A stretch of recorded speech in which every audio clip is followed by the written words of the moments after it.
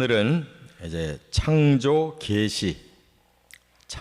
계시이라는 제목으로 말씀을 선고합니다. 제가 말씀드린 이 연대기 성경이라는 것이 바로 이렇게 생겼습니다. 보통 성경하고 별로 다를 게 없어요. 이렇게 연대기 성경이라고 이렇게 되어 있는데, 이 성경은 기존의 성경 내용이 그대로 다 들어있고, 뭐 하나도 더하거나 뺀 게 없지만 이 말씀을 역사적인 시간 순서대로 이렇게 다시 배열을 했기 때문에, 물론 창세기는 제일 앞에 나올 수밖에 없죠. 거기에 이렇게 연관된 그 본문이 다른 데는 없어요. 창세기는 독특하게 그냥 가장 먼저 나오는 내용이에요. 그래서 거의 창세기는 이렇게 앞뒤 변경이 없는데, 이 10장, 11장만 조금 순서가 바뀌어 있어요. 그래서 이제 오늘부터 연대기 성경을 시작합니다. 시간이 얼마나 걸릴지는 몰라도, 이제 기존의 성경을 이렇게 창세기부터 계시록까지 하는 것보다는 조금 줄어들 수가 있어요. 왜냐하면 성경은 같은 내용을 여기저기서 말씀한 데가 많아요. 이 구약 같은 경우에도 예를 들면 역사를 말하는데 사무엘상, 열왕기상, 역대상하 이런 게 다 역사 그 같은 비슷한 시기를 이렇게 여러 군데서 말씀했잖아요. 사복음서도 똑같은 예수님의 그 행적을 마태도, 마가도, 누가도, 요한도 각각 기록했기 때문에 그 내용은 종합적인 거예요. 그래서 네 군데 모두 똑같은 내용이 나오는 것도 있고 하다 보니까 그걸 우리가 다 요약 정리해서 말씀을 주제를 하나씩 나가면 그런 것은 더 짧아지는 겁니다. 그래서 천천히 차근차근 정말 성경의 의도가 뭔가, 하나님의 방향을 역사를 통해서 계시하시는 내용을 우리가 차근차근 따라가면 성경을 올바르게 깊이 깨달을 수가 있어요. 그 축복을 꼭 받으시기 바랍니다. 오늘 이제 처음 말씀은 창세기라고 그러잖아요. 이 창세기라는 말은 한자말로 비롯할 창, 또 대세, 또 기록할 기 이렇게 쓰는데, 이 창세기를 하나님이 계시하셨어요. 이 계시라는 말은 열 개자, 보일 시자, 비밀로 덮여있던 거를 열어서 보여주셨다. 이게 계시예요. 그렇기 때문에 성경은 창세기부터 계시록까지 다 계시입니다. 계시. 사람이 뭐 연구해가지고 찾아서 알 수가 없어요. 오직 하나님이 사람들에게 보여주시는데, 이 창세기는 모세를 통해서 보여주신 거예요. 모세가 그 비밀을 시내산에서 받았어요. 그래서 그걸 기록했어요. 그 기록한 내용의 첫 번째 책이 창세기예요. 근데 모세가 언제 때 사람이냐? BC 약 1500년에, 그러니까 지금부터 3500년 전에 하나님이 모세라는 애굽의 왕자인데 히브리 출신, 그래서 하나님이 그 시대의 최고의 그런 능력 있는 자를 뽑으신 거예요. 그래서 이런 말씀을 보여주시고, 또 학문적으로도 능하기 때문에 그런 깊은 내용을 다 글로 다 기록할 수 있는 그런 힘이 있었던 거죠. 그래서 이 창세기 하면 이 글자 그대로 모든 것이 시작된다는 거예요. 시작된다는 책이에요. 기원을 말하는 거죠. 기원, 시작점. 뭐가 시작되고 있느냐? 이 하늘과 땅, 이 우주가 어떻게 시작됐느냐 하는 거 오늘 본문부터 밝히고 있고, 그 다음에는 사람이 어떻게 시작됐느냐, 사람의 시작을 밝히고 있고, 그 다음에 가정, 최초의 아담과 하와라는 가정이 어떻게 시작됐느냐 밝히고 있죠. 그런데 그들이 첫 스타트부터 죄를 져요. 죄의 시작을 밝히고 있어요. 그래서 하나님이 이 죄를 해결하고 사람을 구원하기 위해서 이제 선민을 뽑기 시작해요. 창세기 12장에 딱 들어가면 아브라함이 나오고 거기서부터 선민, 하나님이 택한 민족을 통해서 구원을 시작하는 것이 여기 창세기의 내용이에요. 아주 중요한 맥을 하나님이 딱 짚어주신 거예요. 그러니까 얼마나 창세기를 확실하게 알면 그 하나님의 의도, 그 하나님의 방향이 한눈에 보인다 그 말이에요. 자, 그리고 이제 오늘은 바로 창조 계시라고 그랬는데 창조가 중요한 단어잖아요. 창조. 이 창자고 바로 비롯할 창, 이 창세기의 창자와 똑같고 이 조라는 말은 지을 조자예요.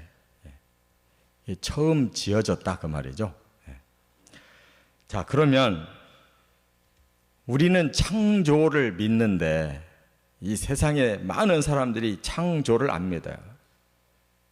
그걸 뭐라고 말하냐면 진화라고 말을 해요. 창조는 누군가가 그걸 만들어냈다는 뜻이고 진화라는 것은 서서히 발전했다는 뜻이에요.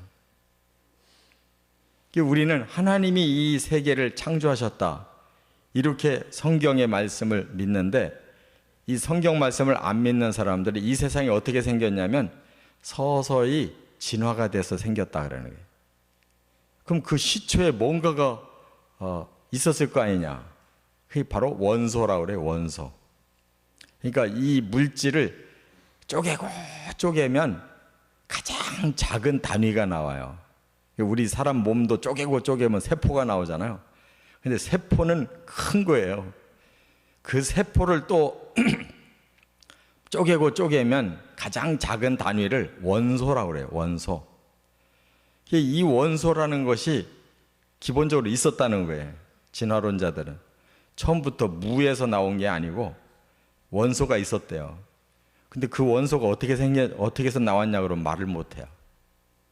뭔가는 기원이 있어야 되는 거예요. 근거가 있어야 거기서부터 뭔가 나올 수가 있는데 설명을 못 해요. 아무튼 원소가 있었대요. 근데 그 원소가 뭉쳐져서 세포가 되고 최초의 생명체가 됐대요. 그게 아메바라는 거예요. 아메바. 그 아주 작은 생명체가 거기서부터 출발해서 발전돼 가지고 이게 원숭이도 되고 원숭이가 발전되고 사람이 됐대요. 근데 참 지식이 출중한 인간들이 이 근원적인 문제를 다루는 데 대해서는 너무 무식하다는 거. 왜 그러냐면 사탄이 사람의 영을 막기 때문에 그래요.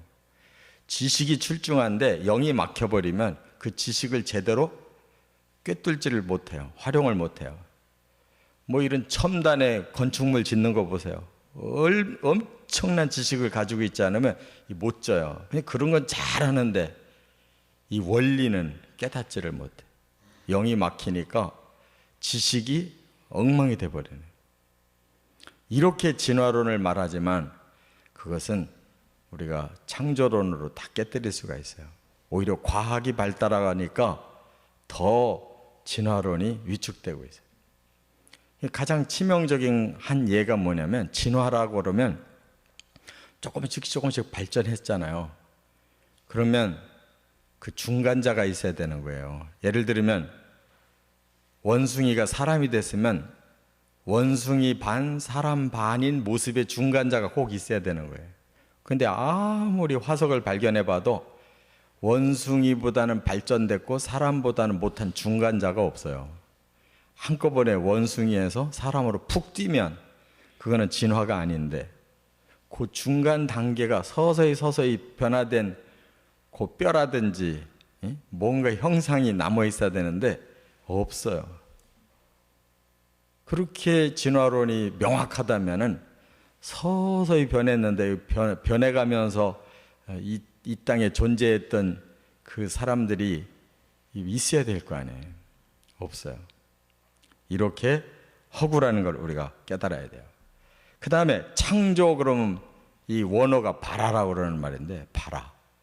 이 이거는 무에서 유를 만들었다는 거예요. 이게 진짜인 거죠. 하나님의 능력은 바로 무, 전혀 아무것도 없는 상태에서 유, 모든 것을 다 만들어낸 거예요. 그렇지 않으면 어떻게 이 창조가 그렇게 이 진화가 그게 가능하냐 이거예요. 아무것도 없는 상태에서는 진화는 말을 못해요.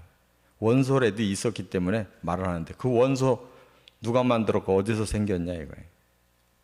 이와 같이 하나님의 계시가 가장 정확무오한 줄을 믿고 들어가시길 바랍니다. 자, 첫째, 창조의 주체를 말씀하고 있어요. 주체가 누구냐? 하나님이시다 그랬어요. 하나님이 그랬어요. 여기 원어는 엘로힘이라고 했는데 엘로힘이란 말은 그냥 모든 신을 의미하는 겁니다. 근데 이 창세기를 딱 읽어보면 1장은 전부 엘로힘이라고 그랬어요. 근데 놀랍게 2장으로 딱 들어가면 엘로힘 앞에 여호와, 야훼가 꼭 나와요. 2장부터는. 그러면 엘로힘 그냥 신이고 여호와는 그 신의 이름이에요. 저는 사람인데 제 이름은 곽장준이에요. 저는 곽장준 사람이에요. 그죠? 그런데 바로 하나님이 1장에서는 창조를 처음 시작하실 때는 그냥 신께서 창조하셨다는 거예요. 그냥 보통 God이에요. 근데 2장부터는 구체적으로 당신의 이름을 계시하셔서 여호와 하나님이 이렇게 말씀하고 있어요. 이것도 비밀이에요. 하나님 어떤 구체적인 목적을 이제 밝히기 시작할 때부터 당신의 이름을 밝히셨어요. 우리는 모든 걸 다 알기 때문에 여호와 하나님 이렇게 말하는 것이 가장 정확한 것입니다. 깨달으시 바랍니다. 바로 엘로힘이라는 게 뭐냐? 강하고 능력 있는 자라는 뜻이에요. 그러니까 하나님은 절대 능력을 가지고 계셔요. 전지전능하셔요. 무소부재하셔요. 하나님은 못할 게 없으시고 어디든지 언제든지 존재하시기 때문에 그 능력으로 창조를 하신 거예요. 바로 그분의 고유명사, 그분의 이름이 여호와라는 거예요.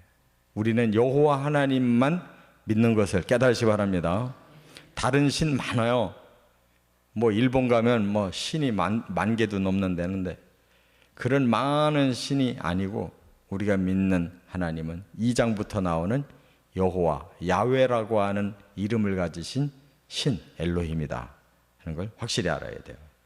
두 번째, 창조의 시기를 말씀했어요. 여기 뭐라 그랬어요? 언제? 태초 그랬어요. 태초. 태초라는 말이 뭐냐? 그 처음 태자를 써요.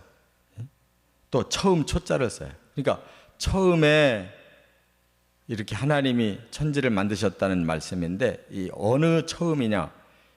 이 역사의 어느 한 처음을 말해요. 역사가 흐르고 있었는데 그 어느 한 지점에서부터 창조가 시작돼서 오늘날까지 계속 이렇게 창조의 세계가 오고 있다 이런 뜻이에요. 그래서 그 디데이가 언제냐를 또 많이 관심을 갖죠. 근데 진화론자들은 이 우주가 시작된 게 자기들이 그 진화의 속도를 계산해 보니까 250억 년은 걸린다는 거예요. 250억 년 전부터 이 우주가 만들어졌대요. 감이 안 와요, 아예. 근데 성경에서는 그 연대를 정확하게 안 밝혔지만 창조 과학자들은 약 10,000년 전에 이렇게 봐요. 그리고 아담은 약 6,000년 전에 이렇게 봐요. 근데 진화론자들은 우주는 250억 년 전에, 사람은 120억 년 전에 만들어졌다 이렇게 봐요. 근데 이건 언젠지 우리는 정확하게 알 수가 없고 몰라도 상관이 없어요. 하나님이 계시하지 않은 것은 너무 깊이 들어가 가지고 따질 필요가 없어요. 필요 없으니까 자세히 말씀을 안 하신 걸로 깨달으시기 바랍니다. 끝으로 세 번째는 창조의 범위예요. 뭘 창조하셨다고 했느냐 하면 천지를 창조하셨다 그랬어요. 천지. 이게 한자로 하늘천 땅지예요. 하늘도 만드시고 땅도 만드셨다는 거예요. 이게 우리가 보는 하늘을 보이죠. 우리가 또 땅도 보이죠. 그런데 이 성경에 나오는 하늘은 하나만이 아니에요. 세 가지의 하늘이 있어요. 성경에는 가장 높은 곳이 하나님이 계시는 하늘이 있어요. 거기 셋째 하늘이에요. 하나님과 천사들이 있어요. 앞으로는 다 같이 만날 건데 현재는 우리가 알 수 없는 영역이 있어요. 셋째 하늘. 그 다음에 둘째 하늘이 있어요. 우리 인공위성을 띄워서 갈 수 있는 세계가 있어요. 거기가 우주예요. 우주. 해도 달도 별들도 거기 다 있잖아요. 거기는 공기가 없어요. 특수 장비를 해가지고 달에 가잖아요. 그런 우주의 하늘이 있어요. 그 다음에 우리가 눈에 보이면 파랗게 아름답게 구름이 떠 있는 하늘, 이 대기권의 하늘이 있어요. 하나님은 이 모든 걸 하나님의 권능으로 지으셨어요. 그렇기 때문에 천국이 어디 있겠냐? 아니 이렇게 하늘을 다 가지고 계신 하나님이 왜 천국을 못 만들어요? 걱정하지 마시기 바랍니다. 우주만 해도 너무 넓은데 그런 우주를 몇 개고 만드실 수 있는 하나님이시고 그 더 높은 곳에 하나님이 이미 계시고 있어요. 그 다음에 땅은 어떤 땅이냐? 우리가 이렇게 겉으로 살고 있는 이 땅이 다가 아니잖아요. 이 땅 속으로 들어가면 또 어마어마한 세계가 존재하고 있잖아요. 이렇게 우리 사람을 살게 하시려고 어마어마한 땅의 세계, 하늘의 세계를 다 사람을 위해서 만들어 놨다는 거예요. 그게 얼마나 위대하신 거예요. 사람을 얼마나 높이 평가하신 거예요. 응? 우리는 그냥 숨만 쉬고 그냥 반만 갈아먹을 땅과 하늘만 있어도 충분할 것 같은데 하나님은 사람을 위해서 우주를 만들고 셋째 하늘도 땅도 땅속도 다 필요해서 만들어 놓으셨어요. 그 위대하신 하나님, 우리를 사랑하시는 하나님께 감사하고 이 앞으로 이 성경의 말씀을 정말 진지하게 깨닫고 이 진리로 충만한 은혜 받으시길 주의 이름으로 축원합니다.